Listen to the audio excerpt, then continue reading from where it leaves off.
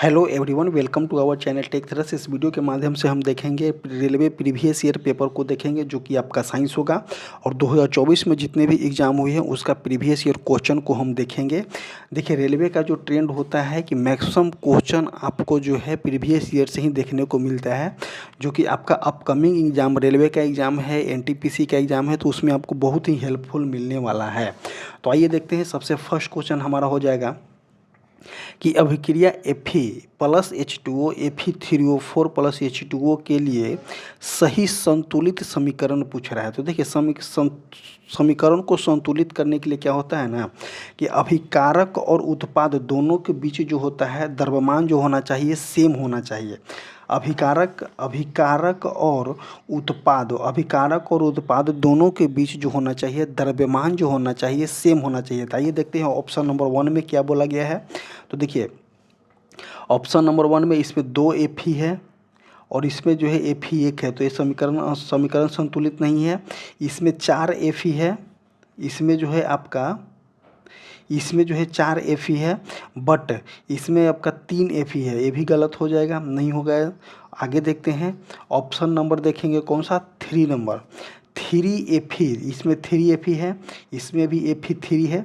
आगे देखेंगे H2 इसमें कितना है, तो H2 इसमें 4 दूनी 8 हो जाएगा और इसमें H2 कितना है, तो 2 दूनी 4 हो जाएगा, तो ये भी नहीं हो जाएगा। तो अब आगे देखते हैं, नेक्स्ट समीकरण हो जाएगा आपका 3 Fe इसमें है, 3 Fe इसमें भी है, 4 और 2 कितना हो जाएगा, 4 दूनी 8 हो जाएगा H2, और इसमें भी 4 दूनी 8 H2 है। O4 कितना है, तो देखिए O यहाँ पे 4 कोफिशिएंट लगा हुआ है, यहाँ तो O 4 हो जाएगा, और यहाँ पे तो ऑप्शन नंबर डी जो हो जाएगा, जो पूरी तरह से संतुलित हो जाएगा। संतुलित अभिक्रिया हम कहते हैं किसको है, जो अभिकारकों की कुल अभिकारक की ओर का कुल परमाणु प्रतिफल की ओर के कुल परमाणु के बराबर होना चाहिए। आगे देखते हैं नेक्स्ट क्वेश्चन नंबर हो जाएगा आपका 2 नंबर। अगस्त 2024 में प्रशिक्षण किए गए लॉन्ग रेंज गाइड बम गौरव के विकास के लिए निम्नलिखित में से कौन सा संगठन उत्तरदायी है। तो देखिए, ये जो क्वेश्चन जो हो जाएगा आपका करेंट अफेयर का क्वेश्चन हो जाएगा, बट हम इसको भी बनाएंगे कि इसका आंसर जो हो जाएगा DRDO हो जाएगा। DRDO का गठन जो है आपका 1958 में हुआ था। DRDO का गठन जो है आपका 1958 में हुआ है, और ये जो होता है रक्षा मंत्रालय के अधीन आता है ये। नेक्स्ट क्वेश्चन देखते हैं, क्वेश्चन नंबर 3 क्या बोलना चाह रहे हैं कि निम्नलिखित में से कौन सी सही युग्म का चयन कीजिए। तो देखिए, वस्तु द्वारा अपनी गति की स्थिति को बदलने के लिए प्रतिरोध करता है, तो क्या कहलाता है, जड़त्व कहलाता है। ये बिल्कुल सही हो जाएगा। वस्तु द्वारा अपनी गति की स्थिति बदलने के लिए प्रतिरोध करता है, तो उसको त्वरण कहते हैं, ये गलत हो जाएगा, उसको त्वरण नहीं कहते हैं। वस्तु द्वारा अपनी गति की स्थिति को बदलने के लिए प्रतिरोध गुरुत्वाकर्षण, ये भी गलत हो जाएगा। वस्तु द्वारा अपनी गति की स्थिति को बदलने के लिए प्रतिरोध संवेग कहते हैं, ये भी गलत हो जाएगा। तो ऑप्शन नंबर ए जो होता है आपका सही होता है। वस्तु द्वारा अपनी गति की स्थिति को बदलने के लिए जड़त्व कहते हैं। जड़त्व को हम गैलीलियो का नियम भी कहते हैं। जड़त्व का जो होता है न्यूटन के फर्स्ट नियम भी बोला जाता है इसको। जड़त्व जो होता है अपना गति के विरोध करता है जब तक उस पर कोई बाह्य बल न लगाया जाए। आगे देखते हैं नेक्स्ट क्वेश्चन। जड़त्व जो होता है आपका 3 प्रकार के भी जड़त्व होते हैं। पहला जो होता है आपका गति का जड़त्व, दूसरा जो होता है आपका विराम का जड़त्व, और तीसरा जो होता है आपका दिशा का जड़त्व होता है। नेक्स्ट क्वेश्चन देखते हैं, क्वेश्चन नंबर हो जाएगा 4 नंबर क्वेश्चन। किसी वस्तु का द्रव्यमान उसके भार के समान होता है, तो बिल्कुल गलत हो जाएगा। किसी वस्तु का द्रव्यमान जो होता है, किसी वस्तु का द्रव्यमान m होता है, भार जो हो जाता है आपका mg होता है, तो समान होता है, नहीं हो जाएगा। किसी वस्तु का द्रव्यमान उसके भार के समान नहीं होता है, तो ये तो देखिए ऑप्शन नंबर बी सही हो जाएगा, 2 सही हो जाएगा। द्रव्यमान अदिश राशि है जबकि भार एक जो होता है अदिश राशि है। तो देखिए, द्रव्यमान यहाँ पे जो है द्रव्यमान जो है आपका अदिश राशि हो जाएगा, भार जो हो जाएगा सदिश राशि हो जाएगा। द्रव्यमान को नापने के लिए आपका केजी की आवश्यकता होता है, भार जो होता है आपका न्यूटन में ज्ञात की जाती है। तो ऑप्शन नंबर कौन सा हो जाएगा, ऑप्शन नंबर 2 और 3 जो हो जाएगा सही हो जाएगा। तो ऑप्शन नंबर 2 और 3 किस में है, तो ऑप्शन नंबर सी में जो है आपका 2 और 3 जो हो जाएगा आपका सही हो जाएगा। नेक्स्ट क्वेश्चन देखते हैं। अलैंगिक प्रजनन के संदर्भ में गलत युग्म की पहचान करना है, कौन सा हो जाएगा, तो लेशमिनेरिया द्विखंडन नहीं होगा, खमीर मुकुलन के द्वारा ये भी नहीं हो जाएगा, प्लाज्मोडियम बग को ये भी गलत हो जाएगा। तो ऑप्शन नंबर डी जो हो जाएगा आपका सही हो जाएगा। नेक्स्ट क्वेश्चन देखते हैं कि गोलीय दर्पण द्वारा प्रकाश के परावर्तन के मामले में फोकस आपका एफ बताया गया है, वस्तु की दूरी जो है आपका यू दिया गया है, प्रतिबिंब की दूरी आपका भी दिया गया है। तो इसके बीच में जो है आपका रिलेशन बताने के लिए बोला गया है। तो देखिए एक फार्मूला होता है गोलीय दर्पण का, फार्मूला होता है 1/v प्लस 1/u बराबर क्या होता है 1/f होता है। तो जब देखिए ए वाले टर्म किस में है तो अब सही हो जाएगा, तो माइनस काट दीजिए, माइनस को काट दीजिए, तो 1/f बराबर 1/u प्लस 1/v, ये बिल्कुल सही हो जाएगा। ऑप्शन नंबर सी जो हो जाएगा यहाँ पे सही हो जाएगा।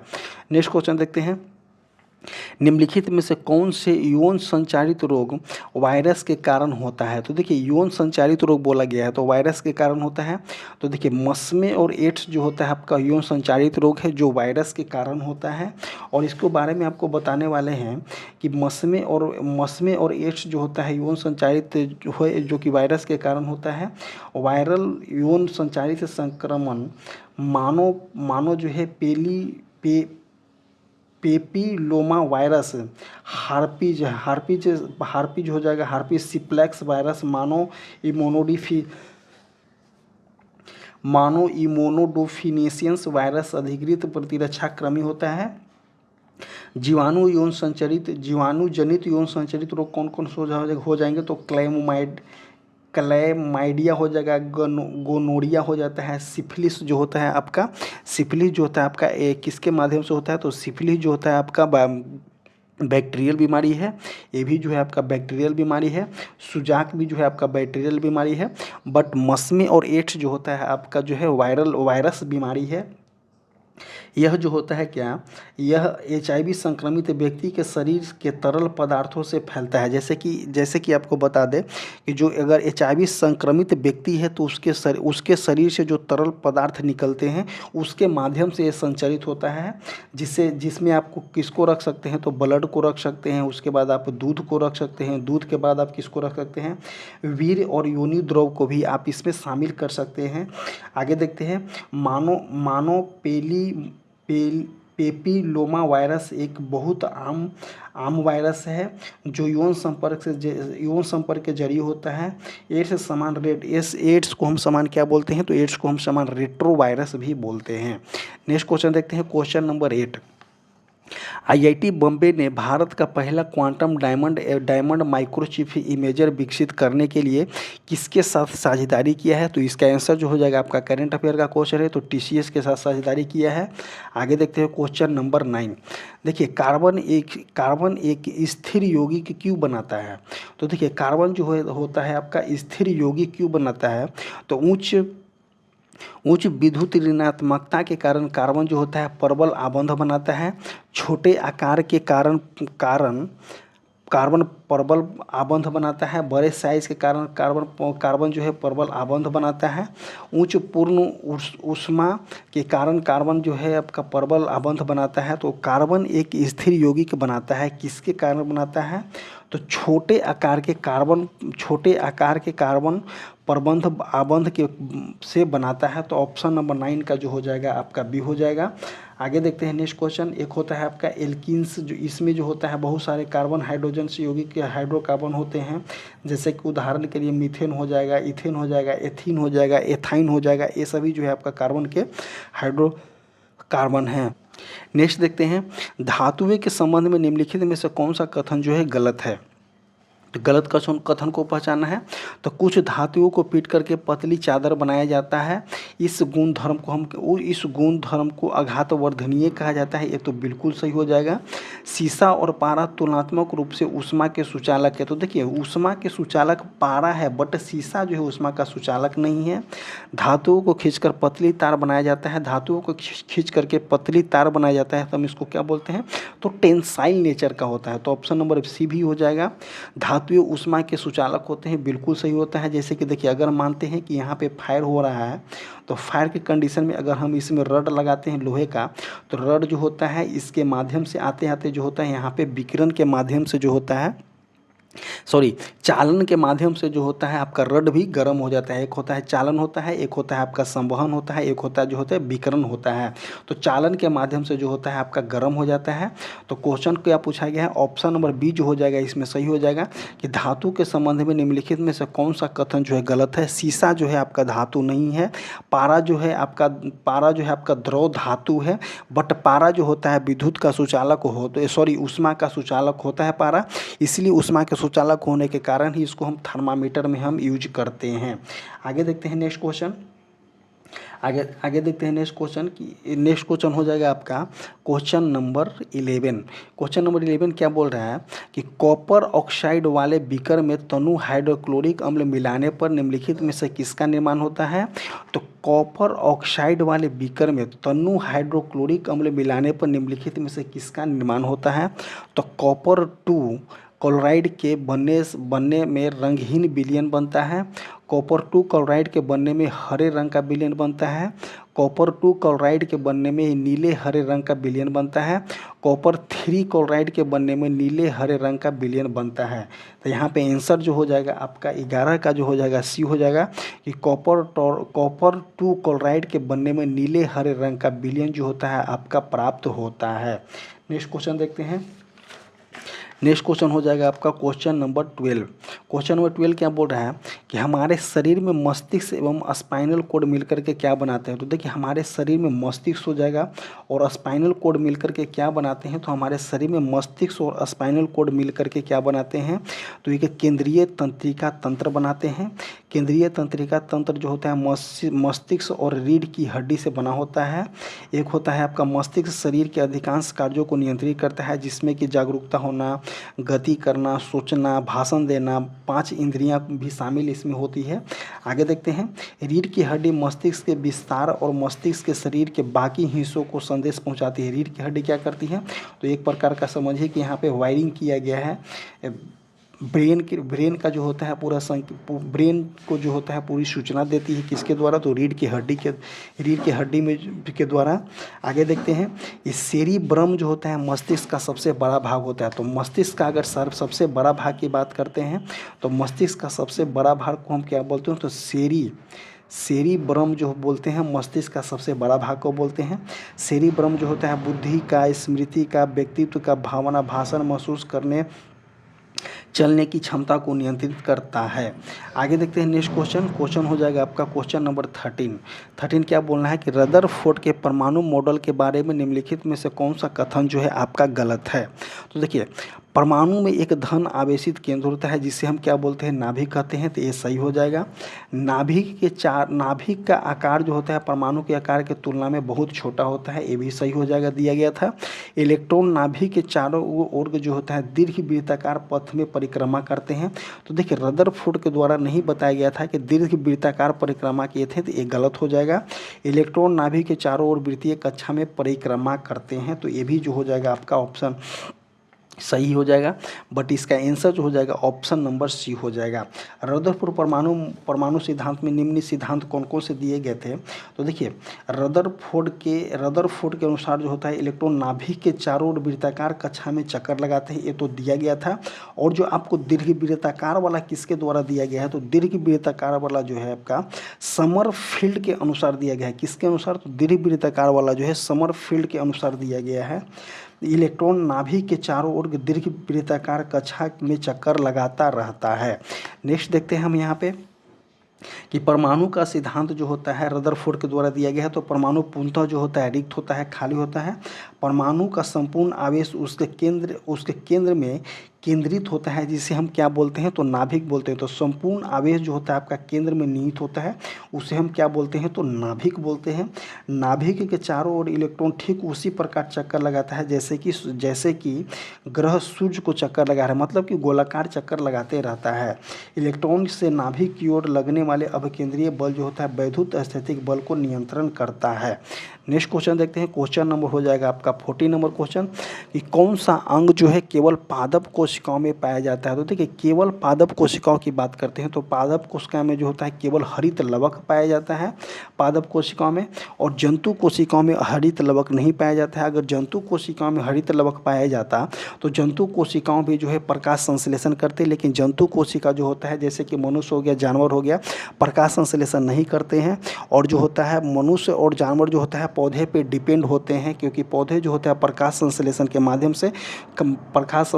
माध्यम से भोजन बनाता है और जंतु को देता है ग्रहण करने के लिए। तो केवल पादप में जो होता है आपका हरित लवक पाया जाता है, पादप हो जाएगा, शैवाल हो जाएगा, वे सभी में जो होता है आपका हरित लवक पाई जाती है। और क्या बोला गया है, उच्च पौधे में लगभग सभी क्लोरोप्लास्ट समान रूप से गोल आकार होते हैं, चपटे होते हैं। इसकी लंबाई जो होता है 2 to 5 माइक्रो से लेकर के 100 माइक्रो तक हो सकती है। इसकी चौड़ाई जो होता है 3 से लेकर के 4 माइक्रो तक होती है। नेक्स्ट क्वेश्चन देखते हैं कि ताप का विसरण की दर पर क्या प्रभाव पड़ता है। तो देखिए ताप का जो है विसरण की दर पे क्या प्रभाव पड़ता है। यह तापमान के बढ़ने के साथ जो होता है आपका बढ़ता है। इसमें पहले वृद्धि होती है और फिर कुछ समय पश्चात कमी हो जाती है। विसरण की दर ताप पर कोई प्रभाव नहीं करता है। तापमान बढ़ने के साथ यह जो होता है घटता है। तो देखिए जैसे ही हम अगर टेम्परेचर को बढ़ाएंगे तो विसरण का दर भी जो होता है यहाँ पे आपका बढ़ जाता है। तो ऑप्शन नंबर ए जो हो जाएगा आपका सही हो जाएगा। यह तापमान के बढ़ने के साथ साथ जो होता है आपका बढ़ जाता है। बट यहाँ पे देखिए इसमें पहले वृद्धि होती है फिर कुछ समय पश्चात कमी होती है, ये तो गलत हो जाएगा। विसरण की दर जो होता है ताप पर कोई प्रभाव नहीं पड़ता है, ये भी गलत हो जाएगा।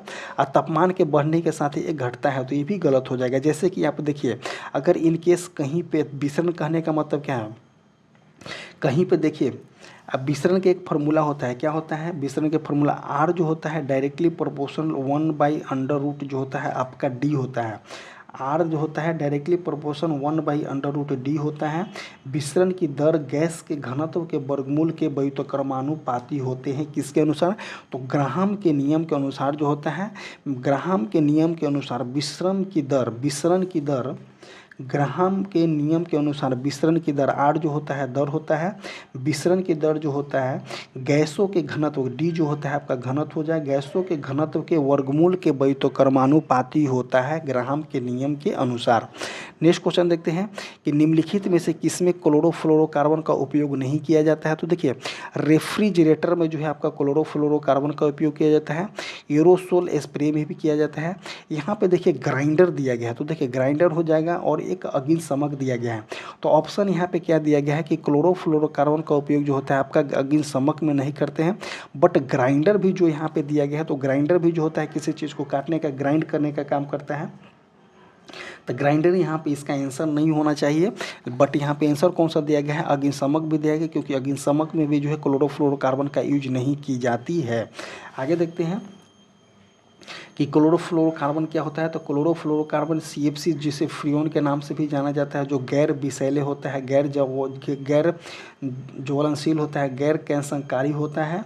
आगे देखते हैं CFC का व्यापक उपयोग कहाँ पे किया जाता है। तो CFC का जो व्यापक उपयोग जो होता है आपका रेफ्रिजरेशन और एयर कंडीशन शीतक में किया जाता है, क्लीनर के विलायक में किया जाता है, विशेष रूप से इलेक्ट्रॉनिक सर्किट बोर्ड के लिए किया जाता है, फोम के उत्पादन में ब्लोइंग एजेंट के रूप में भी इसका यूज किया जाता है। नेक्स्ट क्वेश्चन देखते हैं, क्वेश्चन नंबर 17 क्या बोला गया है कि गोलीय दर्पण द्वारा उत्पन्न आवर्धन के बराबर में होता है। तो देखिए उत्पन्न आवर्धन बोला गया गोलीय दर्पण का, तो आवर्धन इक्वल टू फार्मूला होता है -V/U होता है, या H1/H2 होता है। तो H1 क्या होता है, तो प्रतिबिंब की ऊंचाई बटे वस्तु की ऊंचाई। तो ऑप्शन नंबर डी जो हो जाएगा आपका सही हो जाएगा। नेक्स्ट क्वेश्चन देखते हैं, क्वेश्चन नंबर 18 में क्या बोला गया है, देखते हैं कि ऊर्जा को रूप में, ऑप्शन 1 देखेंगे, कथन 1 देखेंगे, ऊर्जा को एक रूप से दूसरे रूप में परिवर्तित किया जाता है। तो ये बिल्कुल सही हो जाएगा। ऊर्जा को जो होता है एक रूप से दूसरे रूप में परिवर्तित हम कर सकते हैं, बट ऊर्जा का हम ना तो निर्माण कर सकते हैं ना ही नष्ट कर सकते हैं। जैसे कि आप मैकेनिकल एनर्जी है तो उसको हम इलेक्ट्रिकल एनर्जी में कन्वर्ट कर सकते हैं थ्रू किसके द्वारा, जनरेटर के द्वारा। अगर आपका जो है ये केमिकल एनर्जी है, कहने का मतलब कि रासायनिक ऊर्जा है, तो उसको हम जो है इलेक्ट्रिकल एनर्जी में कन्वर्ट करते हैं थ्रू किसके द्वारा, तो बैटरी के द्वारा। सोलर सेल है तो सोलर सेल को जो है विद्युत सेल में कन्वर्ट कर सकते हैं थ्रू किसके द्वारा, तो सोलर के सेल के द्वारा। तो इसमें जो होता है एक फॉर्म से दूसरे फॉर्म में हम चेंज कर सकते हैं, बट जो है हम उसका निर्माण नहीं कर सकते हैं, ना ही हम इसको नष्ट कर सकते हैं। तो इसका आंसर जो हो जाएगा आपका कथन एक जो हो जाएगा आपका सही हो जाएगा। और आगे देखते हैं, ऊर्जा को एक रूप से दूसरे रूप में परिवर्तित किया जाता है। ऊर्जा को न तो निर्माण किया जा सकता है, न ही नष्ट किया जा सकता है। ऊर्जा को क्या बोलते हैं, तो कार्य करने की क्षमता को हम ऊर्जा बोलते हैं। स्थितिज ऊर्जा आपका होता है क्या, mgh होता है। एक होता है आपका काइनेटिक ऊर्जा 1/2 mv², और ये दोनों को मिला दीजिएगा तो हो जाएगा आपका मैकेनिकल एनर्जी। आगे देखते हैं, किसी वस्तु के कुल ऊर्जा, स्थितिज ऊर्जा, गतिज ऊर्जा का योगफल जो होता है नियत रहता है। आगे देखते हैं, वस्तु की ऊंचाई से गिरने के क्रम में इसकी ऊर्जा को देखेंगे, तो अगर ऊंचाई से गिर रहा है तो महत्तम ऊंचाई पर स्थितिज ऊर्जा, जैसे कि देखिए यहाँ पे देखिए, अगर इन केस जो होता है एक किसी भी प्रकार के है, तो महत्तम ऊंचाई पे जब मैक्सिमम ऊंचाई पे जाएगा तो mgh जो होता है आपका क्या होता है, मैक्सिमम होता है। और काइनेटिक एनर्जी यहाँ पे क्या हो जाता है, शून्य हो जाता है। रीजन बिहाइंड काइनेटिक एनर्जी का शून्य होने के में कि यहाँ पे जा कर के फाइनल वेलोसिटी जब जीरो हो जाता है, और फाइनल वेलोसिटी जैसे ही जीरो हो जाएगा तो काइनेटिक एनर्जी जो होता है आपका जीरो हो जाता है। मैक्सिमम पॉइंट पे फाइनल वेलोसिटी जो होता है आपका जीरो हो जाता है, और मैक्सिमम हाइट जब गेन कर लेता है तो mgh का वैल्यू बढ़ जाएगा, बट जो है आपका काइनेटिक एनर्जी का वैल्यू जो होता है यहाँ पे घट जाता है। अब देखेंगे मीडियम पॉइंट पे, तो मीडियम पॉइंट पे जो होता है mgh का वैल्यू जो होता है और काइनेटिक एनर्जी का वैल्यू जो होता है आपका दोनों का सेम होता है। पोटेंशियल एनर्जी और काइनेटिक एनर्जी दोनों का वैल्यू जो होता है यहाँ पे सेम होता है। अब देखेंगे थर्ड पॉइंट, हम यहाँ पे थर्ड पॉइंट कौन सा, तो इनिशियल पॉइंट पे, स्टार्टिंग पॉइंट पे mgh का वैल्यू जो होता है यहाँ पे क्या होता है, mgh मतलब कि पोटेंशियल एनर्जी का वैल्यू जो होता है कम होता है, और काइनेटिक एनर्जी का वैल्यू जो होता है आपका ज़्यादा होता है। ज़्यादा इसलिए होता है कि यहाँ पे जो होता है आपका वेलोसिटी जो होता है यहाँ से बढ़ना चालू हो जाता है, तो इसका वैल्यू जो हो जाता है आपका ज़्यादा हो जाता है।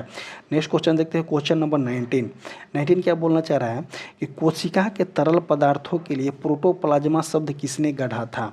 तो देखिए, कोशिका के तरल पदार्थों के लिए प्रोटोप्लाज्मा शब्द किसके द्वारा गढ़ा गया था, तो पार्किंजे हो जाएगा, रॉबर्ट हुक हो जाएगा, रॉबर्ट ब्राउन हो जाएगा, बिरचो हो जाएगा। तो प्रोटोप्लाज्मा शब्द जो है किसके द्वारा गढ़ा गया है, तो प्रोटोप्लाज्मा शब्द जो है आपका परकिंजे के द्वारा गढ़ा गया है। तो ऑप्शन नंबर ए जो हो जाएगा यहाँ पे सही हो जाएगा। प्रोटोप्लाज्मा एक शब्द है जिसकी उपयोग कोशिका के जीवित पदार्थों को इंगित करने के लिए किया जाता है, जिसमें कोशिका द्रव और नाभिक शामिल होते हैं। यह पानी में लिपिड और प्रोटीन का एक रंगीन कोलाइड निलंबन होता है। कोशिका झिल्ली और नाभिक के बीच स्थिति प्रोटोप्लाज्मा को साइटोप्लाज्मा भी कहा जाता है। तो प्रोटोप्लाज्मा को हम क्या बोलते हैं, तो इसको साइटोप्लाज्मा भी कहते हैं। इस तरह कोशिका नाभिक के अंदर जो होता है जमा प्रोटोप्लाज्मा को न्यूक्लियोप्लाज्मा भी कहा जाता है। आगे देखते हैं नेक्स्ट क्वेश्चन नंबर हो जाएगा 20 क्या बोला गया है कि किसी बिलियन के कणों का साइज कितना होता है। तो किसी बिलियन के कणों का साइज जो होता है आपका इसका व्यास जो होता है, डायमीटर जो होता है 1 नैनोमीटर से छोटा होता है। तो ऑप्शन नंबर बी जो हो जाएगा यहाँ पे सही हो जाएगा। ये बिलियन के दो घटक होते हैं, जो विलायक और दूसरा क्या होता है, विलेय होता है। जो घटक दूसरे घटक को घोलता है उसे क्या बोलते हैं, विलायक कहा जाता है। विलायक में घुले हुए घटक को क्या बोलते हैं, विलेय बोलते हैं। विलयनों के विभिन्न गुणों का प्रकार किस प्रकार होता है, तो यह जो होता है एक समजातीय श्रेणी का होता है, जैसे कि चीनी और पानी का मिश्रण समजातीय श्रेणी हो जाएगा, होमोजेनियस मिक्सचर हो जाएगा। एक होता है होमोजेनियस मिक्सचर, एक होता है आपका हेट्रोजीनियस मिक्सचर। तो इसमें कौन सा हो जाएगा, पानी और चीनी का जो होता है समजातीय मिश्रण हो जाता है। आगे देखते हैं कि इसके कण बहुत छोटे होते हैं, तो होते हैं जिसका व्यास जो होता है आपका 1 नैनोमीटर से भी कम होता है। यह कण जो है आप नंगे आंखों नहीं देख सकते हैं।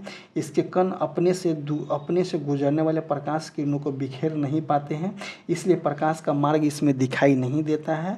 आगे देखते हैं, विलेय मिश्रण में अभिभाज्य, विलेय जो होता है मिश्रण से अभिभाज्य होता है और अवसादियों नहीं होते हैं, विलयन स्थिर होते हैं। मिश्रण के घटकों को निलंबन द्वारा अलग नहीं किया जाता है। इसी तरह से जो है आज का टॉपिक मेरा समाप्त होता है। आपको वीडियो कैसा लगा आप कमेंट करके ज़रूर बताइएगा। और अगर आप जो है रेलवे की तैयारी कर रहे हैं, अगर आप इसको भूल रहे हैं, इसको देखना भूल रहे हैं, तो आप डेफिनेटली यहाँ पे आप गलती कर रहे हैं। आप इसको देखना ज़रूर समझिए। और इसका पीडीएफ जो है आपका टेलीग्राम चैनल पे मिलेगा, जो कमेंट बॉक्स या डिस्क्रिप्शन बॉक्स में आपका टेलीग्राम का लिंक पिन किया गया है। वहाँ पे जाकर के इस पीडीएफ को आप देख सकते हैं। इसी तरह से आज का वीडियो जो होता है समाप्त होता है। Thank you.